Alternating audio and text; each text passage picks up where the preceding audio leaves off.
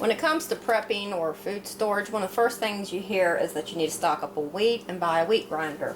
Well, I have grown my own wheat, and I have threshed my own wheat, and I have ground my own wheat by hand. And by hand is the prerogative word, because I have been determined to do it without the aid of electricity in the event that I had to do without electricity. I mean, that would be the whole point in having wheat and a wheat grinder.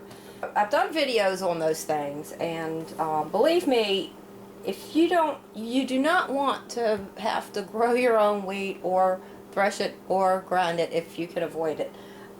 It is hard work. The growing part is actually easy, but the rest of it is hard work.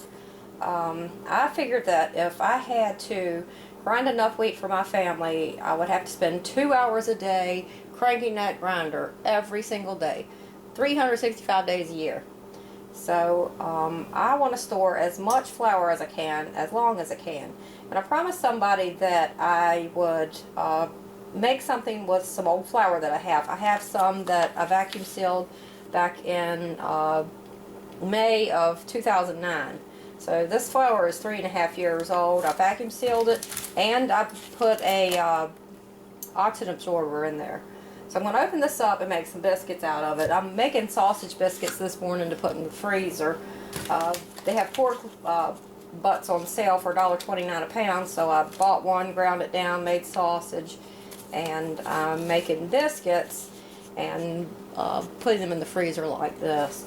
And by the way, this is Navajo Pa's biscuit recipe that he just did a video on. They're excellent. They're light as a feather, melt in your mouth. I don't know how many times I have to tell y'all to watch that man.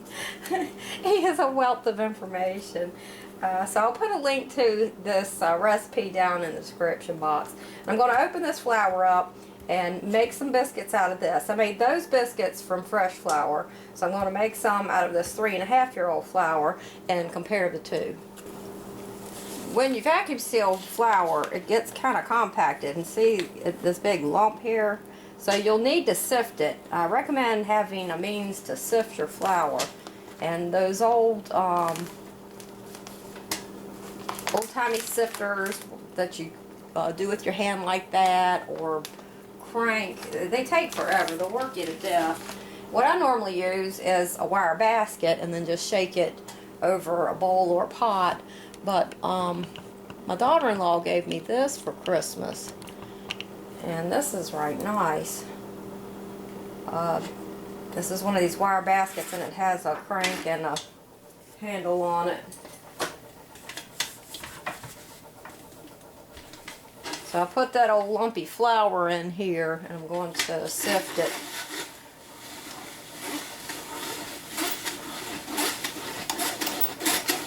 Does a great job of breaking up those lumps.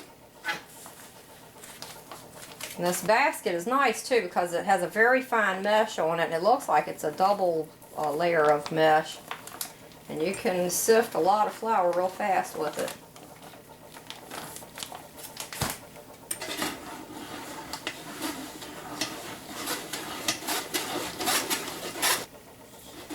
The flour appears to be okay. It doesn't have a bad smell to it or anything like that.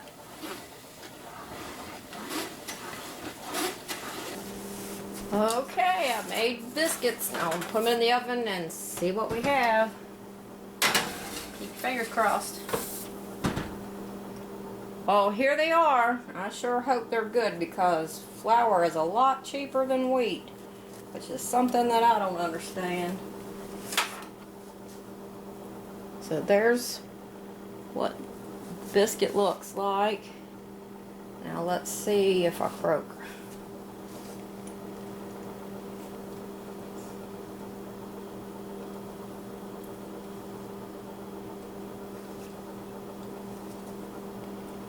Tastes fine to me.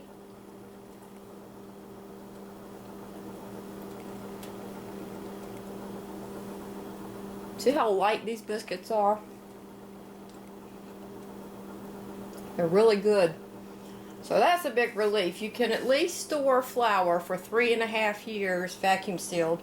The emergency type sites that sell number 10 cans of flour usually have like a 5-year, I think 5 or 10 year shelf life on that flour. So you can store it at least 3.5 years. That'll be a lot less cranking on a wheat grinder. By the way, here's the sifter thing if any of you are interested in what it looks like. It does a good job, and it's Pasofino. See that? Multi-purpose stainless steel press and colander. You could also use it for like gravies or straining berry juices, things like that. Pasofino. And another thing is, I have read through a whole collection of old cookbooks dating back as far as 1798, and when I was going through those books, I was always looking for anything they had to say about grinding wheat. And all the way back to 1798, they were buying their own flour. They weren't grinding it themselves. The only reference I've ever seen to any sort of mill or grinding wheat themselves was on a huge plantation. They had their own grist mill, and they said that was always breaking down. So grinding your own wheat is not something that people used to do. It was always been handled on a community level. It's a huge job. It's not something you could expect to handle yourself. And I don't want to dissuade anyone from stocking up on wheat or buying a wheat grinder, but it is a big job, and it's hard work, and it's very time consuming. And I highly recommend stocking up on as much flour as you can to avoid having to stock up on the wheat and having to grind it yourself and all of that. And if you try grinding your own wheat, and by the way, I have a halfway decent wheat grinder too. I have a Wondermill Junior. I know a lot of people have planned on grinding wheat in a Corona type of a corn grinder, and believe me, I have one of those too, and it does not work well. Everybody thinks, well, they could just run it through there enough times, then it would grind the wheat into a fine flour. It doesn't work well. I'm serious. I'm not selling wheat grinders. I'm not doing any of that stuff. But if you're depending on one of those Corona mills, you better pull it out and try it, because you're going to be disappointed, same as I was.